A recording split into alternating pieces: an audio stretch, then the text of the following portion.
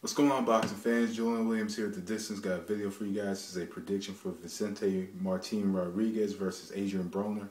Bout takes place for the WBO Junior Featherweight Championship. Super Featherweight Championship. On November 26th on the undercard of Saul Alvarez versus Kermit Cintron at HBO. So, pretty much, this was a belt that Ricky Burns had vacated to move up to 135 to face Michael Caceres. And originally, Ricky Burns was supposed to face Adrian Broner. And, he decided to move up, of course, and this is the fight that we get. So, Adrian Broner is coming off of a first-round knockout over Jason Litzau on HBO. And, this is pretty much his first opportunity of getting the belt. 21-0, has 17 knockouts. And, he's facing, and on the other side, Vicente Martin Rodriguez. I think he's like 34-2 with 19 knockouts, something along those lines. And so, Rodriguez has a little more experience. I believe he has more rounds, if I'm not mistaken. So, anyway, let's just get into the fight. What Adrian Broner has in this fight, he has a lot of advantages in this fight. Of course, he has a speed advantage. He's very elusive up top. Has good footwork, good counter puncher, good offensively. I think he can fight off the back foot against the right opponent, against the right style. I think that he had trouble fighting off the back foot against De Leon, being that this was a southpaw fight. And to this day, I still think that De Leon defeated Adrian Broner, but the odds in that fight could be subjective. And to me, Broner did come back and he redeemed himself when he knocked out Jason Litzau in one round. So anyway, in this fight, Adrian Broner has the advantage in foot speed, hand speed, power, more likely in power, and elusiveness, and being the counter puncher. So in this fight, pretty much, Adrian Broner has good balance on his feet. When he uses lateral movement, he has good balance compared to Rodriguez. Rodriguez is very slow on his feet. He has to turn his whole body into a position so that he can throw a punch, and he's not always in that position where he can punch. He drops his hands when he gets, when he's moving to a certain direction of the ring. His jab comes slow, so Broner's going to have to counter his jab. His right hand is telegraphed, so Adrian Broner can evade the right hand. He has to stay off the ropes in this fight because Rodriguez is a fighter that likes to drive his opponent's back and make his opponent's back up into the ropes. So he has to stay off the ropes because, when Rodriguez gets you on the ropes, he does know how to cut you off when he knows his opponent doesn't have room. So he has to utilize a lot of lateral movement. He has to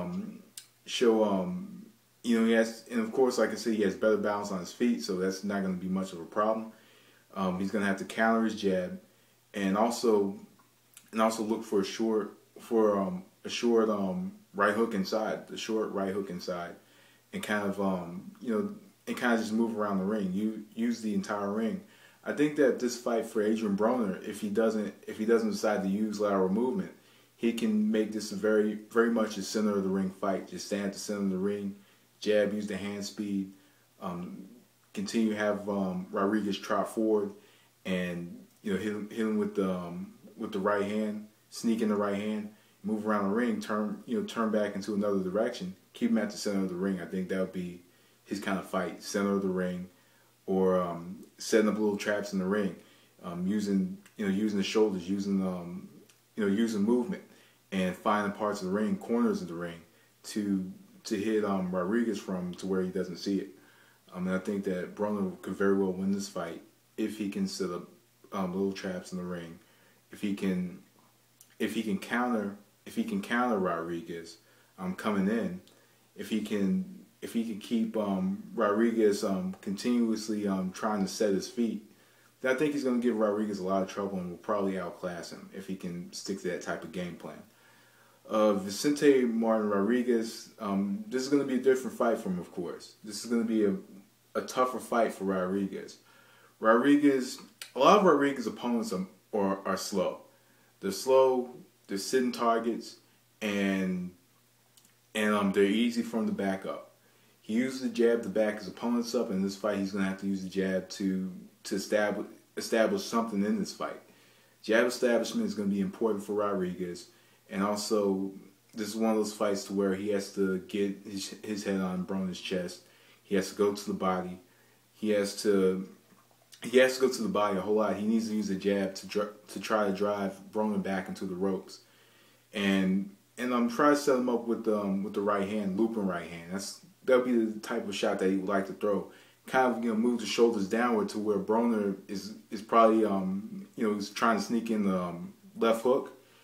Move the shoulders downward and look for a looping overhand right shot up top on Broner, and also follow up the shots, follow up his punches, go to the body, answer back all of Broner's jabs, answer back his jabs, answer back his power shots, and pretty much just keep the ring at a short distance. I mean, stay at a short distance. Always, stay in Broner's face, stay in front of him. He has to stay in front of him. He has to be in a position to where even if he misses, he has to try to land something. He has to end exchanges. He has to go to the body. He's gonna have to, if he throws like a 2 or 3 punch combination and the first 2 misses, he has to end that combination with something that lands, and what's gonna land is probably the body shot. So pretty much he has to be very disciplined. He has to be in front of Broner. He has to find a way to always be in position in this fight. He has to drive Broner back into the ropes. He has to give Broner a short distance to where he can't work. Pretty much get his foot inside of Broner's lead foot and just go on from there. Go to the body.